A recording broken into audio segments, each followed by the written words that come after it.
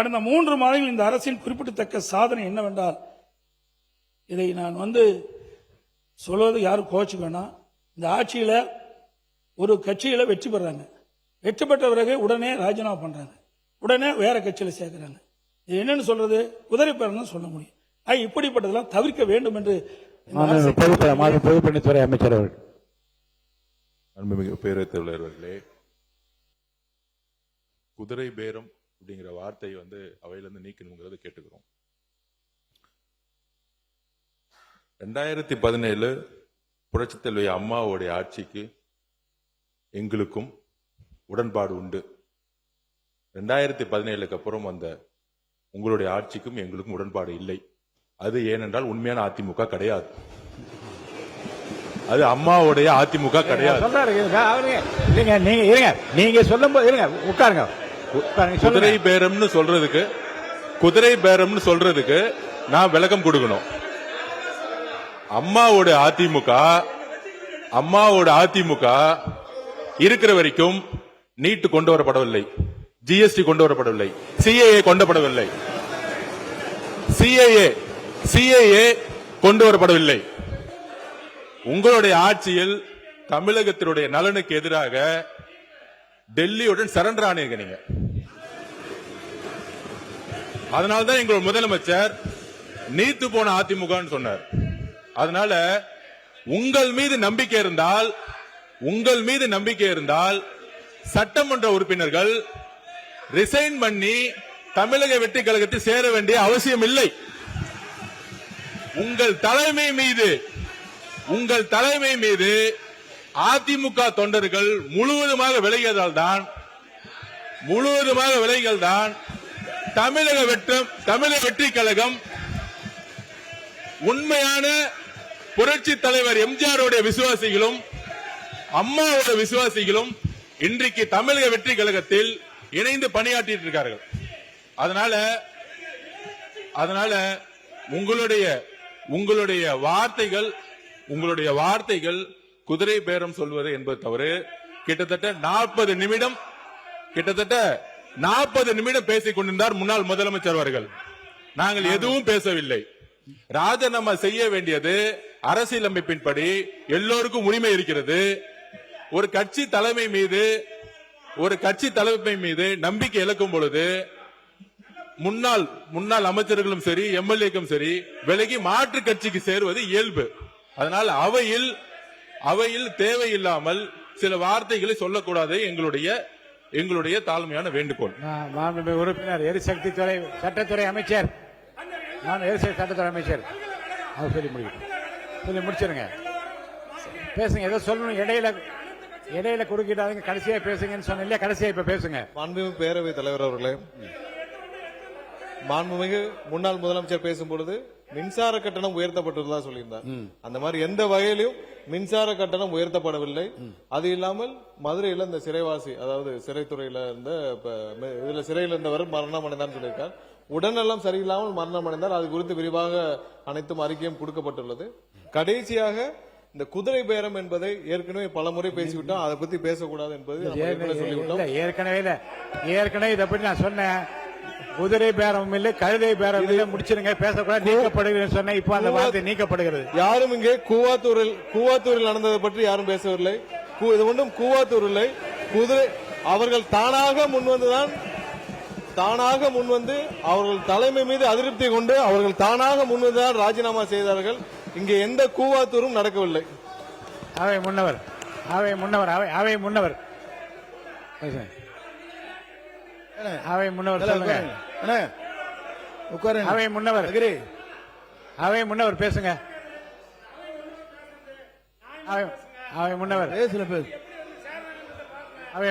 உட்காருங்க. நீங்க போய் உட்காருங்க சொல்லுங்க.